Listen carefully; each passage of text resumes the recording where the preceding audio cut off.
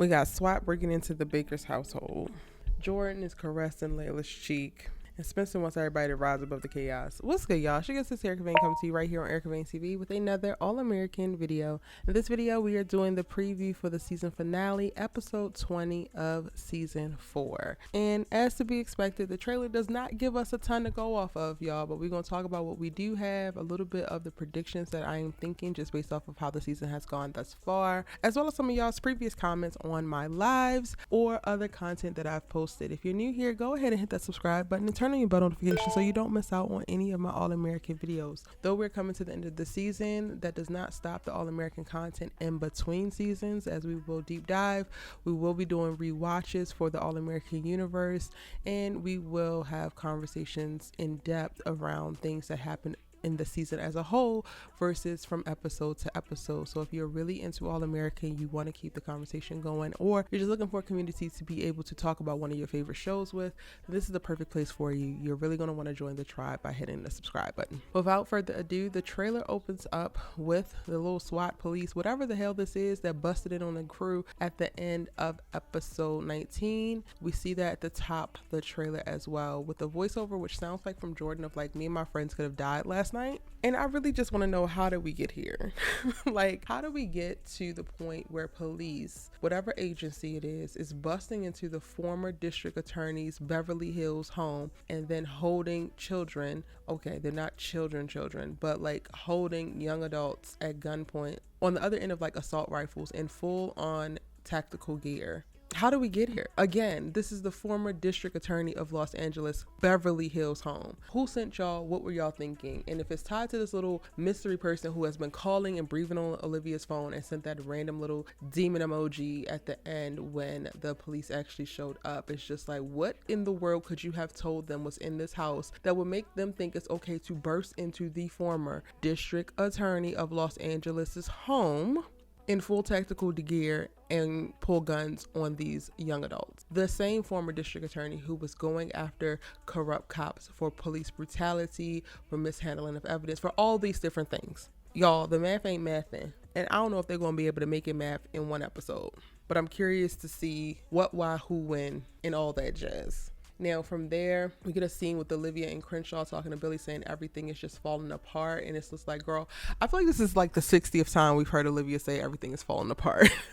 And while it's intense because the police were involved and that's what we're seeing, I'm also like, girl, what is falling apart? Because let you tell it, every time anything is going down, everything is falling apart. So I hear you, but then I don't know. I think that she's going to go back to this NIL article because Spencer and her are having a little bit of beef about her dropping the article and telling her editor that she wasn't going to turn the article in, and Spencer didn't want her to compromise her journalistic integrity for what he had going on with the team and what blowback was coming because of it, which I completely understood. I really wish that people would just let this girl drop this article and let that be that. Like, sometimes you gotta take an L, and Olivia does not take many L's, so I'm not mad at her actually taking an L in this case. I'm not actually mad at her losing this one article because she has won tons of battles. People have conceded to her on numerous occasions, and her conceding this one time to me felt like growth. To me felt like the right thing to do. It seemed like it would be something that would help push the stories forward in general, but then also, like I said, lean into a little bit more character development on her part and show that she is capable of not necessarily being bullish and just wanting her way and not being able to see the consequences and effects of others when she makes certain decisions. But Sarah, here we are. So it's interesting to me how if Olivia does the article, puts a strain on a relationship. If she doesn't do the article, puts a strain on a relationship. So it's like, was there just going to be a strain on a relationship to begin with? Is there just some misalignment of things happening here? Like, I feel like we're coming into a place where the writers or the creators behind the show might be about to give us a very huge pivot when it comes to Olivia. And I talked about this, I believe, in my live last night. So if you missed it, I go live after every new episode of All-American and All-American Homecoming, doing the All-American Universe live after show, and you should really go and check it out because you get to get a lot of my initial reactions. I talk through a lot with you all, the amazing subbies, and get to process, and you get, again, my first reactions, my live reactions, and it usually adds additional context to my breakdown videos, which is a little bit more pulled together. But I talked about it there where I really think that we're about to see a big pivot or shift in Olivia's character, because they kind of have her all over the place. Like one minute she's super convicted and like, I'm doing what I want to do and I trust my gut. And the next minute she's questioning herself. She doesn't believe this. She doesn't believe that. She wants to do what's best for everybody else. And it's just like, okay, cool. While I'm excited to see this part of her, because I feel like we don't get to see that a lot, you do get to feel like it's a big swing, right? Like she swings one way all the way to the left and then she swings all the way to the right. And it's like she doesn't really find a happy middle. She doesn't find compromise really, really easily, in reference to like a really safe place for her to hover, not only for her own peace of mind and her own happiness, but so that she's not making decisions that ultimately negatively affect other people as well. Like even with her deciding not to do the nail article, it feels very much so like her deciding not to do the nail article is going to hurt her artistically or mentally. So I would love it if they could find a way for Olivia to find some kind of common ground. I also talked about in my live or actually in my last week's video, I want Olivia not to pick no struggles. Like I just want her to just stop everything and just be happy. If Olivia could shift and become like a beauty vlogger or a fashion vlogger or something and just be happy for a second and just take time to live and not confront, chase, or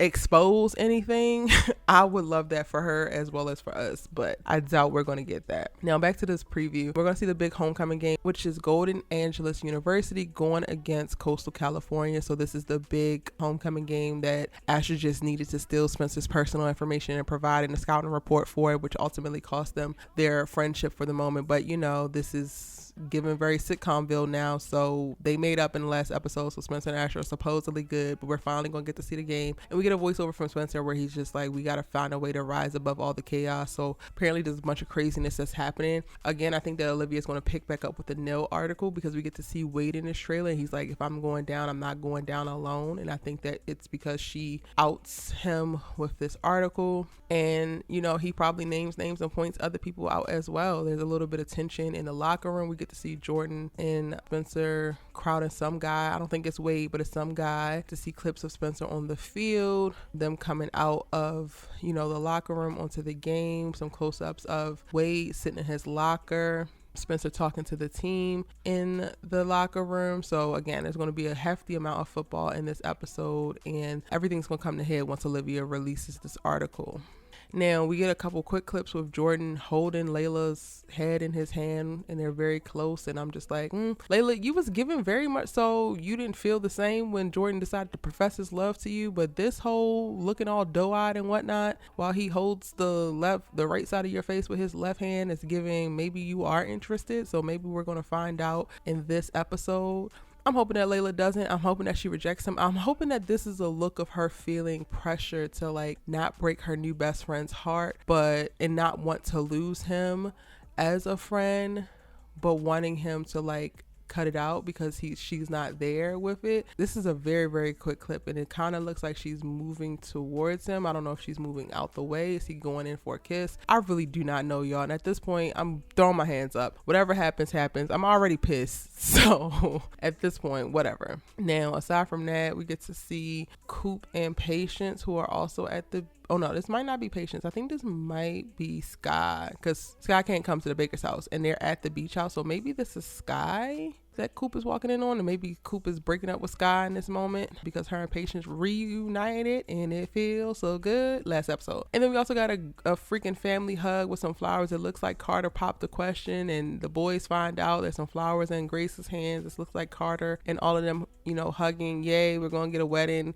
I think that we're about to see Grace exit the series, which I'm not excited for, but I am excited for her getting her happily ever after. Carter's like a really great guy for her, and I'm really, really excited about that.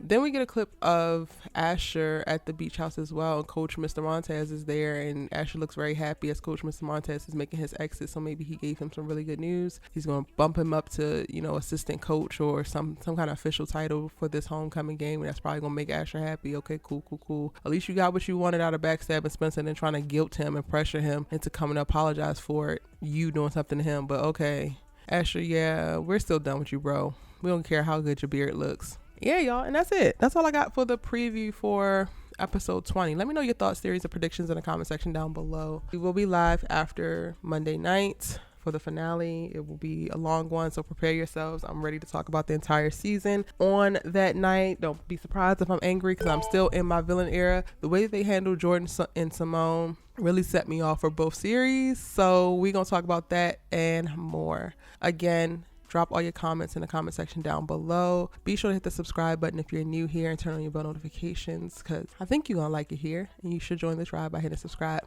I'll see you in the next one. Bye.